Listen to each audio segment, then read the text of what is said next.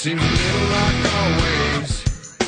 Days are gray and nothing's right. Sigh. DareDevil is a 2003 film, but as you can see, this is Daredevil, the director's cut, which was released on DVD in 2004, and this is the version of Daredevil, the director's cut, that I want to review. Now, this movie is directed by Mark Steven Johnson, and the plot is we meet Matt Murdock, who is a lawyer, but he's blind. Yes, a blind lawyer, but not only that, he is also a costume superhero. What? What do you want? Justice. If you were to ask me what do I think of the 2003 theatrical version of Daredevil, I would say it's okay. Not horrible. If you ask me what I think of Daredevil, the director's cut, I say I really enjoy this movie. First of all, I love how the movie starts, where you see Ben Affleck in costume as Daredevil on top of this church. And I like that because this is the first Daredevil movie. And for it to start off with Ben Affleck already in costume, already Daredevil, and you eventually find out it's the end of the movie. It's something that you hardly ever see in superhero films. Then we get told Matt Murdock's backstory and his origin through a flashback. I was 12 years old. I had lost my sight, but I got something back in return.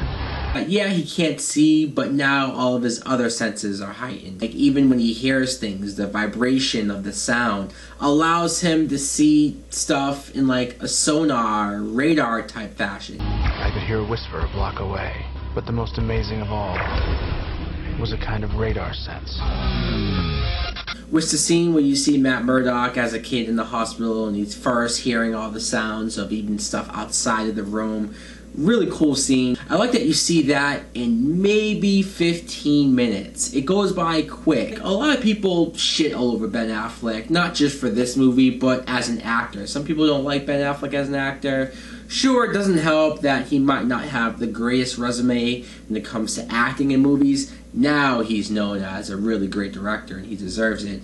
But I never really found a problem in Ben Affleck's acting. Not to say that there probably wasn't a better choice, but at the same time, I don't think Ben Affleck is a bad choice. At the beginning, where he has to sleep in this tub of water to drown out all the sounds at night so he can sleep, or just to see the way how he lives, how he has to turn the music up in order to concentrate on getting ready for the day, how he has his money folded up, and then seeing Matt Murdock as a lawyer. That's something that I think the theatrical version sort of just threw to the side. For example, he takes on this case where you see Coolio. I know, random casting.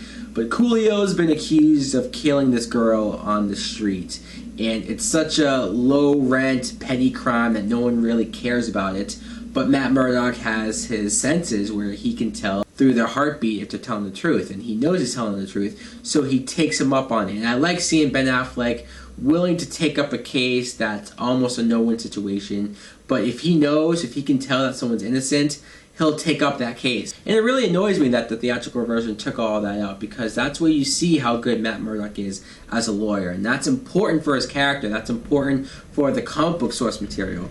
Also seeing Jon Favreau as his friend, as his lawyer partner. Jon Favreau is great in this film. Police suspected the vigilante Daredevil was the one to bring the criminals to justice. I don't know why you read that trash. And when you see the theatrical version, Jon Favreau's wasted. He's hardly in the film, which sucks. But when you watch this movie, a lot of the scenes with him, like the scene when Favreau has to defend Coolio in the courtroom without Murdock, and he's scrambling, he's just not doing good at all. Jon Favreau's really funny in the role. Even the one scene where he tricks Murdock and Murdock asks for honey and he gives him mustard instead, which I've heard people say that that's really fucked up, that Jon Favreau would do that to his blind friend.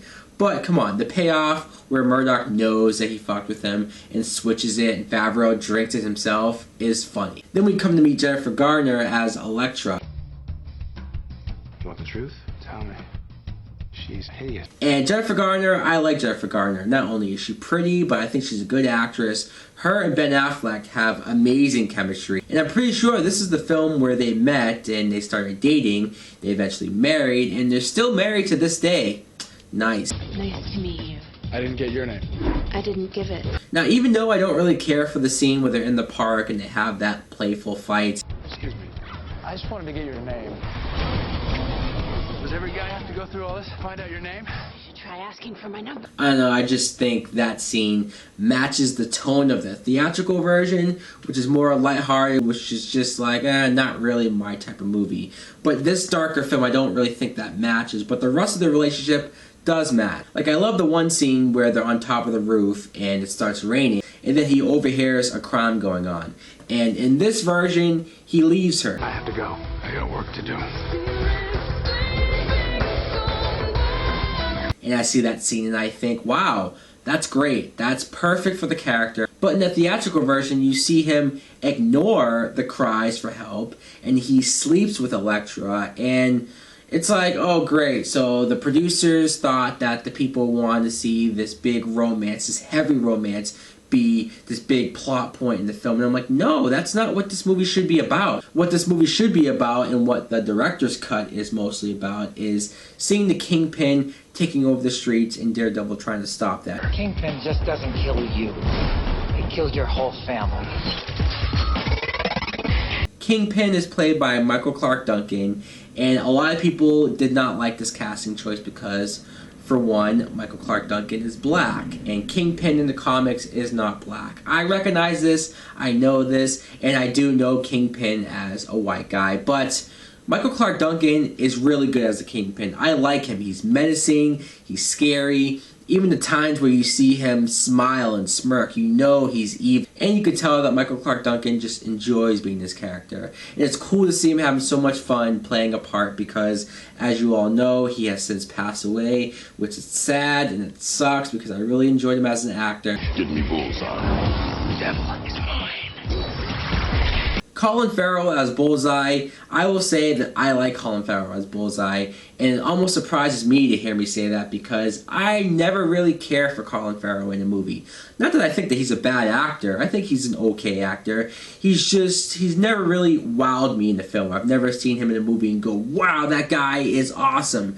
But here in this movie as this character, he's into it. But there's some scenes with him that I do think are funny, like when he's on the plane and the old lady's talking a lot and he hits the peanut into her mouth and actually chokes her to death. Is there anything else?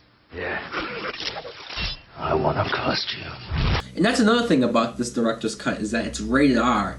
And I appreciate that. I do like the fact that we did get our rated R version of Daredevil, because you know if they even one day do reboot Daredevil, they won't do rated R again. Now, there's a side plot with this character, Ben Urich, and in the theatrical cut, it's weird when you watch his side plot because it almost doesn't make any sense. There is no proof that Daredevil even exists.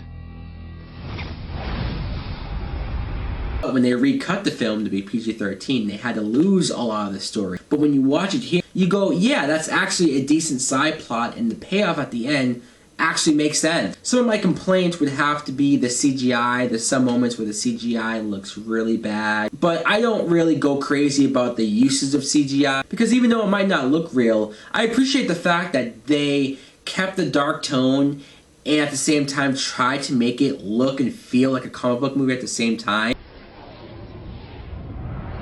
Like, you have all these colorful characters, you have all these characters in their comic book-like costumes, but they're in this dark story, this dark environment. And then when you see Daredevil jumping off rooftops and jumping around, and I'm like, wow, this feels like a comic book movie. And I thought it was interesting because of how quick you get Daredevil's origin, that one of the main stories ends up being Elektra's origin, where you see her father get killed by Bullseye, but she thinks it's Daredevil and she starts training and she becomes Elektra. Some people might say that it's too many characters in one story, but it doesn't feel clunky. It doesn't feel like too much. I feel like they were able to balance it all out.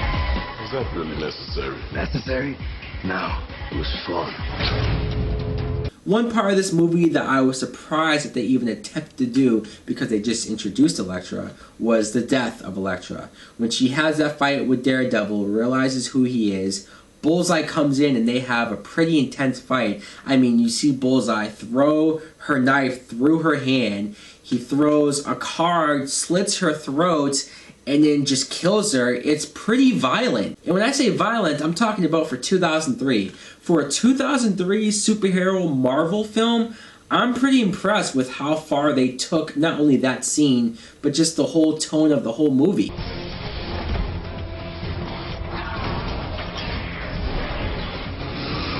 And then at the end of the movie, when you see Daredevil fight Kingpin, I like the fight that's in the director's cut, because the theatrical cut is just like, who edited that? That's so poorly executed. The fact that the fight takes literally less than 2 minutes. But no, in this cut, it looks like an actual challenge. And I love the setting of the fight, the fact that it's in his office, and he has the water pipes in the ceiling. Daredevil breaks it, so the water's going all over the place. Just looks really cool. Time to give the devil his due.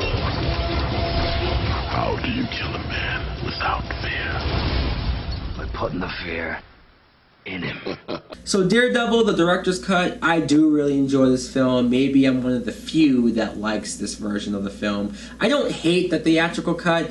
I just feel like whenever I watch that, it's very Hollywood, very cliche, a dumbed down version of this movie. But I think this film is really cool. It has a lot of extra stuff in there that really helps make this film so much better. And I'm not just talking about the radar material. I'm also talking about just little moments, little scenes like in the hospital, and this nun comes up to him. And maybe if you don't know anything from the comic books of Daredevil, you're like, what's this?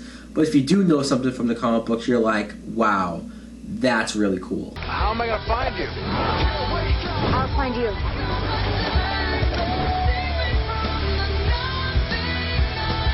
And that's why I enjoy Daredevil, the director's cut. Let me know in the comments below what you think of the director's cut. And as always, thanks for watching. Like and subscribe. Later! How can you be a skeptic? There's no eyewitness. I mean, you know, Bigfoot has eyewitnesses. Please.